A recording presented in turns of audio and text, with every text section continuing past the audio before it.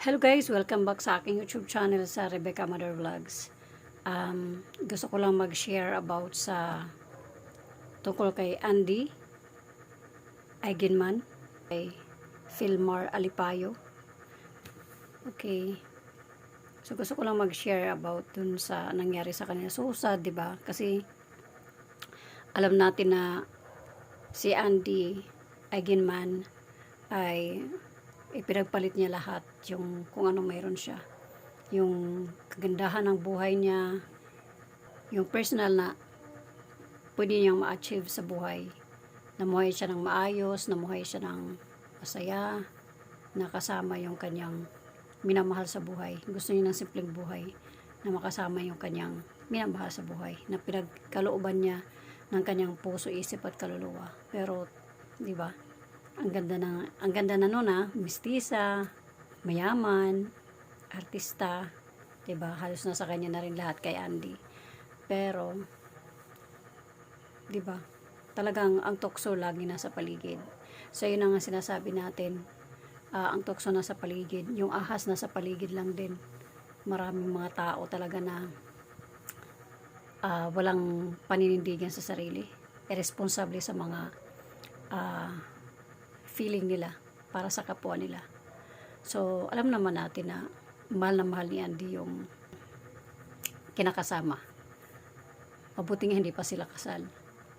Pero, yun nga, sabi okay na sila. Pero, hindi na. Maliban na lang kung isa sa kanila or yung lalaki ay nagpakita ng 100% na 360 degrees na nagbago talaga siya at ibinalik niya yung mga bagay na nawala, yung tiwala may balik. Pero I doubt, pag oras ng lalaki nagkasala at sinakta mo na yung puso ng kabiyak mo, sinakta mo na yung damdamin ng asawa mo or kinakasama mo, 75% na lang, o yung 100% ng pagmamahal niya, 75,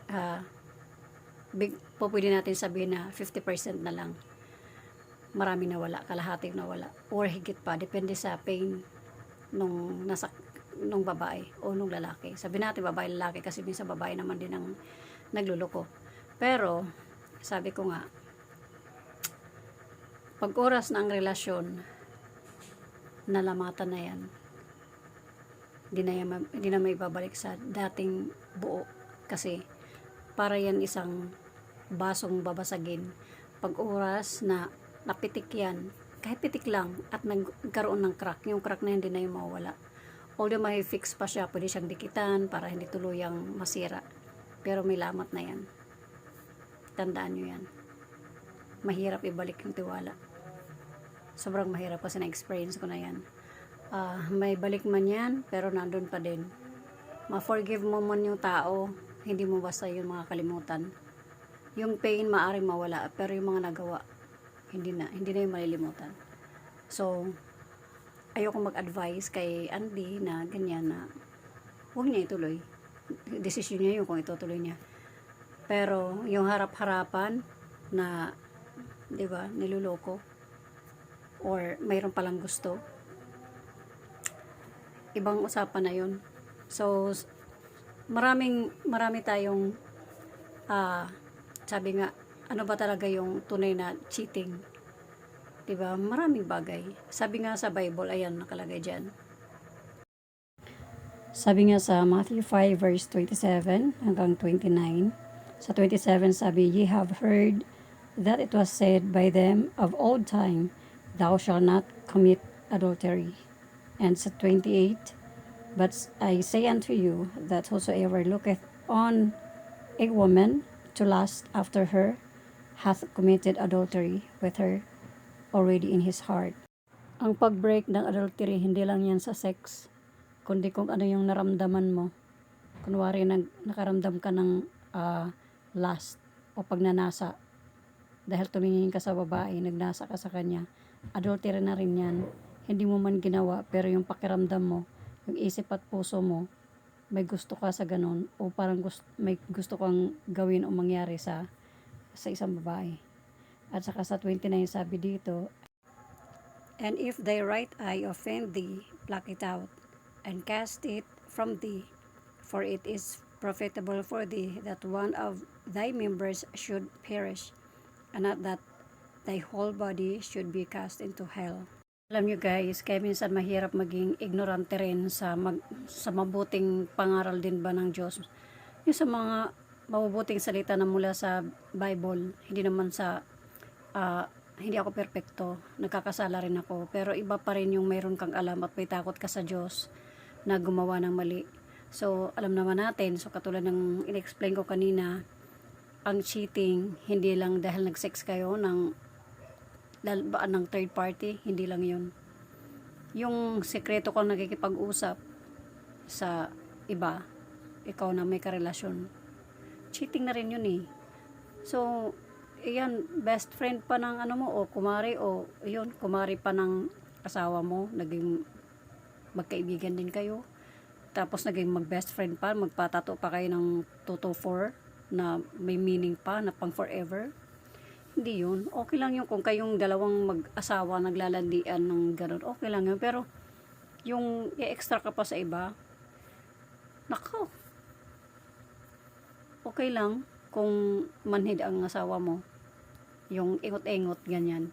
Pero kung may puso yan, lalo pa kung mapagmahal yan, grabe yan masaktan. Kaya good luck na lang kay kay Philmar o kayo dyan na nanonood sa akin, na good luck na lang pagka naramdaman ng kasama ninyo na may ginagawa kayong something, maliban na lang kung manhid at walang pakialam yung kasama nyo sa buhay. Okay yun. Pero bago kapag gumawa ng iba, maging formal muna kayong maghiwalay. Diba? Maghiwalay muna kayo bago ka gumawa ng iba para malinis ka. So, yun lang guys. So, syempre na-experience ko, babae din ako. Na-experience ko yung mga ganyan. So, parang, kala ng lalaki, okay lang sa babae. Na, nag-cheat ka o nag-kiss ka sa ganyan. Biro-biro lang. Wag nyo gawing biro yan. Hindi yan biro. Masakit na biro yan para sa kinakasama ninyo. So, maging maingat kayo sa feeling ng iba. Kasi, kung vice versa natin, kung ginawa sa inyo yan, matutuwa kayo. Manhid ba kayo? Wala kayong pakaramdam? O hindi nyo mahal yung kinakasama nyo, kaya dead ma lang? Diba? So, ganun. Pero yun nga, lesson learned. Huwag masyadong pakampante sa lalaking kinakasama o sa babaeng kinakasama. Kung hindi nyo parehas ramdam na yung nararamdaman ninyo pang eternal na o pang forever na. So, huwag mo na masyadong pakapante. Huwag mo na display ng display kasi ang hirap. Masakit lang yan. So, yun lang guys. Sobrang madaldal ako ngayon. At yun lang. So, para sa akin, kung ako mag-advise kay huwag mo na magpakasal. Hindi pa pala sila kasal. So, nalaman ko lang, nagbasa ako kanina. Hindi pa pala sila kasal. Huwag mo na. Kasi, hindi pa yata tapos magbinata eh. Di ba rin magpakasal kayo kung matatanda na. Kaysa naman ganyan eh. Baka mamaya mahirap maghiwalay. Ako nga hanggang ngayon taling-tali pa sa kasal eh. Samantalang may asawa na yung ex ko. So, di ba mahirap para sa akin kasi imbis na magtuloy na maging sarili ko yung buhay ko, hindi pa rin kasi naka-attach pa rin yung pangalan. Bit-bit ko pa rin yung pangalan. Ang hirap. So, yun lang guys. Thank you sa pakikinig sa Himutok ko ngayon. Against dun sa mga gumagawa ng ganyan. So, na-hurt lang ako sa part kay Andy kasi pinagmamalaki niya yung binitawan niya lahat para lang sa lalaki yun, pero anong sukli. So, di ba masakit yun. So, ayun lang guys. Hanggang sa muli. Bye-bye!